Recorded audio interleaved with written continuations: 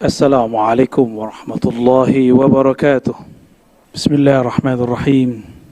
Yang terhormat Bapak Presiden Republik Indonesia beserta Ibu Negara Hajah Iriana Joko Widodo. Yang kami hormati Bapak Wakil Presiden Republik Indonesia beserta Ibu Hajah Wuri Ma'ruf Amin. Yang kami hormati pimpinan dan anggota lembaga negara, yang mulia para duta besar dan perwakilan negara-negara sahabat. Yang kami hormati para menteri Kabinet Indonesia Maju, yang kami hormati para alim ulama, hadirin hadirat yang berbahagia. Alhamdulillahirabbil alamin alladzi bi'izzatihi wa jalalihi asra 'abdahu laila. Asyhadu an la ilaha illallah wa asyhadu anna Muhammadan abduhu wa rasuluh. Allahumma salli wa sallim wa barik ala nabiyyina Muhammad. Segala puji milik Allah Subhanahu wa taala.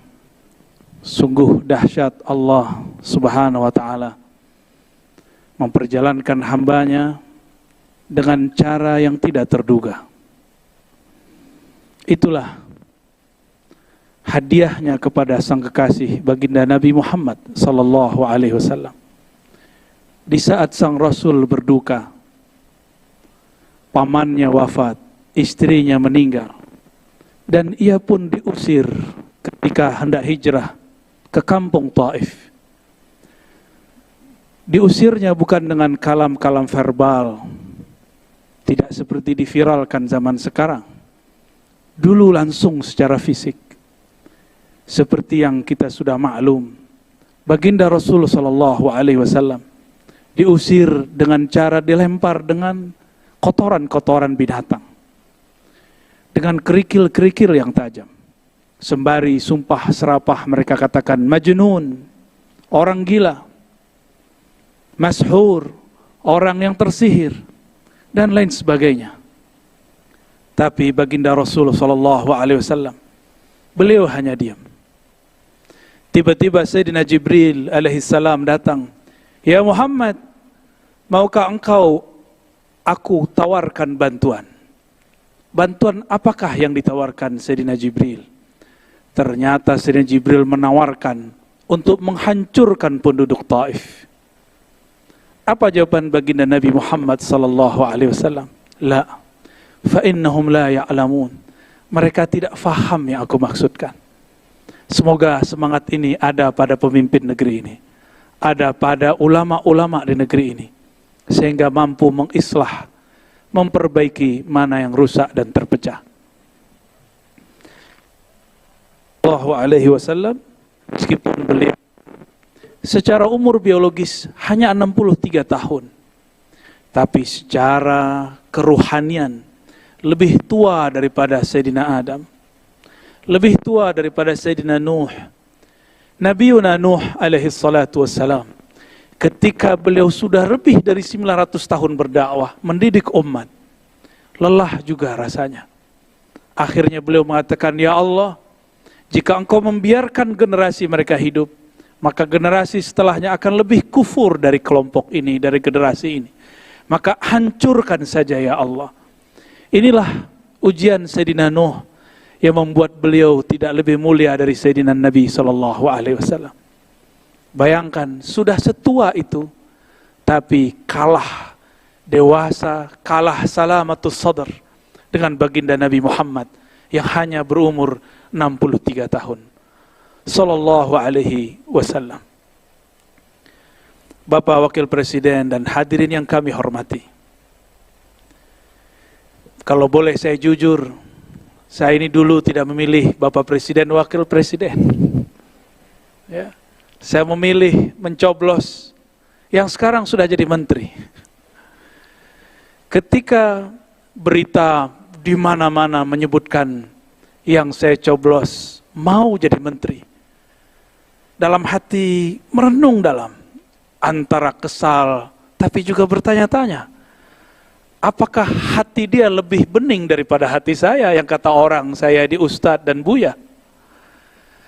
Apakah hati dia lebih salamah, lebih terbebas dari dendam dan kesal daripada saya yang katanya memimpin tarekat dan zikir. Ternyata disitulah jawabannya. Nabi SAW berdoa, Allahumma inni as'aluka salamatas sadr. Ya Allah, aku memohon kepadamu salamah, terbebasnya kebencian-kebencian dan dendam, kekesalan dari dalam dada. Ditambah lagi di semua kitab-kitab Ahlus Sunnah yang menjadi panutan mayoritas umat Islam di Indonesia. Di situ ada kalimat kewajiban mendoakan para pemimpin. Wa in jara, meskipun dikabarkan dia zalim, meskipun dikabarkan tidak disukai, maka wajib mendoakannya. Ditambah lagi Imam Sya'rani mengatakan dalam kitab Al-Bahrul Mawrud, ma ra'aitu ahadan minas sufiyah anqara alal umara illa qalilan. Aku tidak melihat ulama-ulama ahli qalbu, ahli ma'rifat yang biasa kita kenal dengan sufi, bertarekat, kecuali mereka sedikit sekali ingkar kepada ulama dan umara.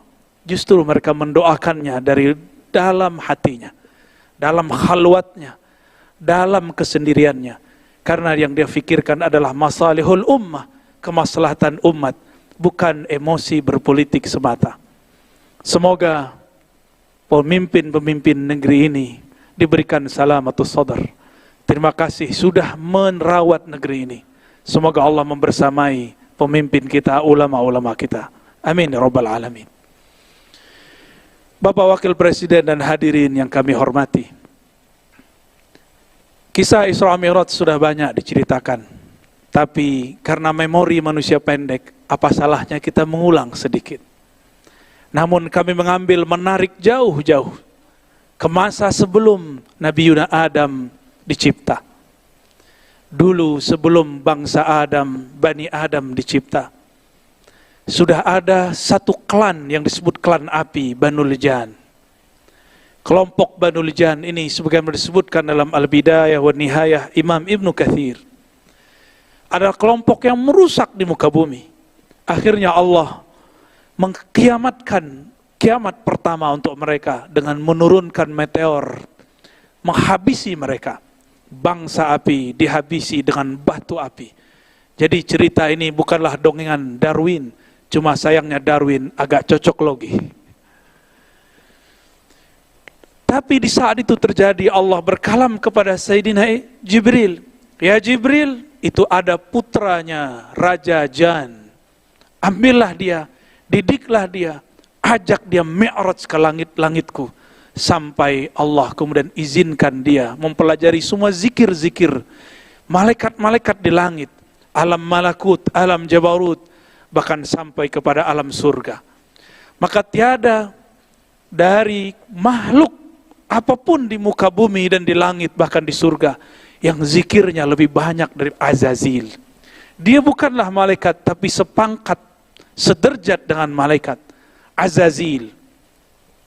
Azazil ini pun bersuluk, berkhalwat, latihan kerohanian 18.000 tahun sebagaimana disebutkan oleh Imam At-Tabari. Tapi ujian mulai diberikan. Sebanyak apa pemberian, sebanyak itu jua ujian. Sekarang ahli zikir diuji. Sekarang yang suka bertakbir diuji. Sekarang yang suka bertahmid diuji. Azazil namanya. Disuruh ia sujud kepada orang yang dicipta dari tanah yang diinjak-injak. Selama ini Azazil alias Ahyas yang kemudian bernama Iblis, dia menginjak-injak tanah, harus sujud kepada Adam yang tercipta dari tanah. Inilah ujian pertama bagi Azazil. Apa kata dia? Asjud liman khalaqta min tin. Apakah aku sujud?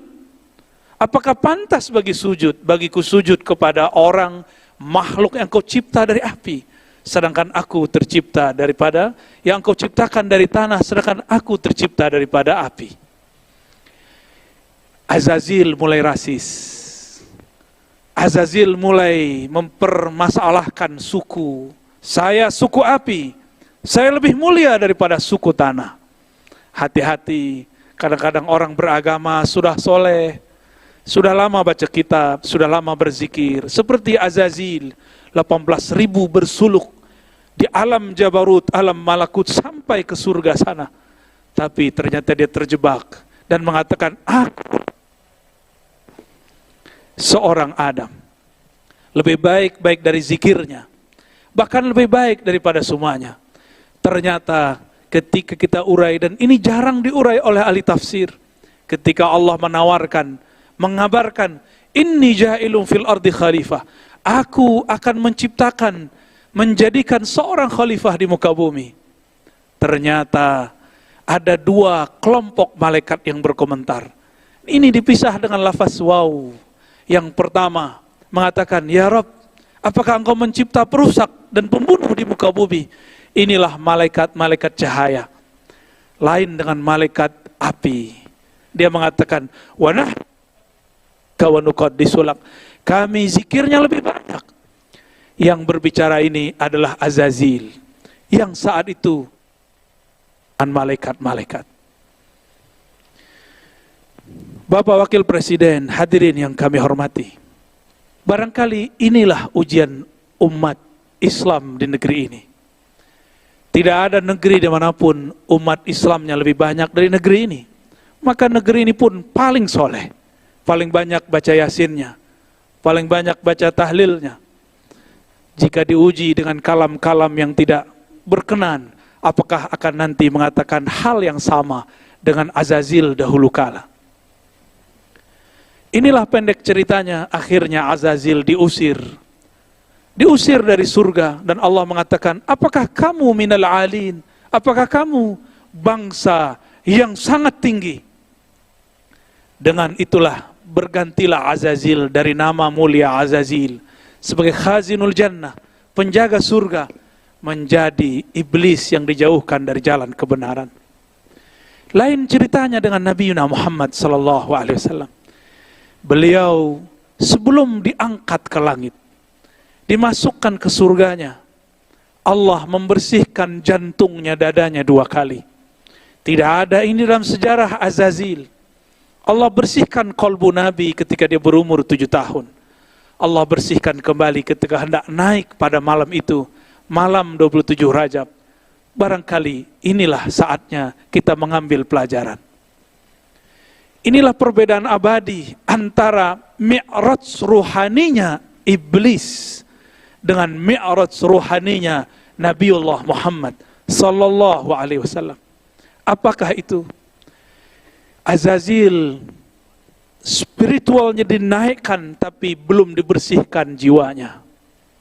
Sedangkan Nabi Muhammad sallallahu alaihi wasallam sebelum dinaikkan, nafsiyahnya, keegoannya dibersihkan. Maka bertambah pengalamannya, bertambah kekayaan rohaninya, tidak bertambah sombongnya.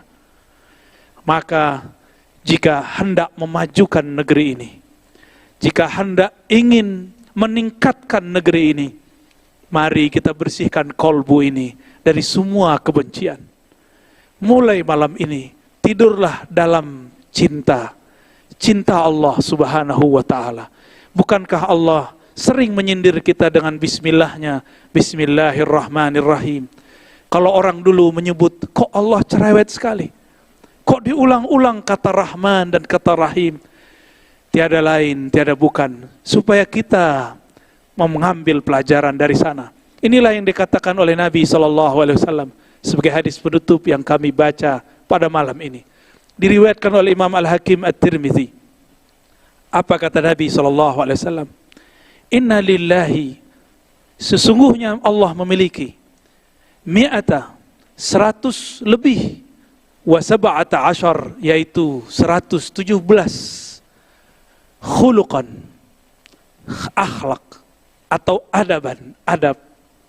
Ambillah satu saja, dakhaltul jannah, maka engkau akan masuk surga. Maka makhluk-makhluk surgawi yang ada di muka bumi, mereka yang meniru sifat rahmaniyah Allah, sifat rahimiyah Allah.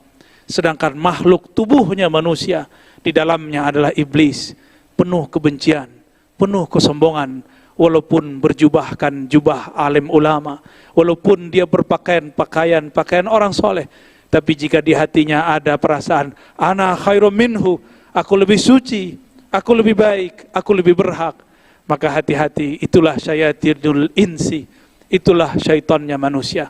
Semoga negeri ini, umaranya, ulamanya, orang-orang yang bertugas di negeri ini dan rakyatnya, Allah bersihkan kolbunya dari kebencian-kebencian dan kesombongan. Semoga Allah memberikan nur mi'rajnya kepada kita semua.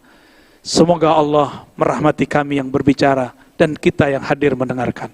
Wa sallallahu ala sayyidil mursalin, Sayyidina Ahmad, Sayyidina Muhammad, wa ala alihi wal mahdi khalifatihi wa sallim. Assalamualaikum warahmatullahi wabarakatuh.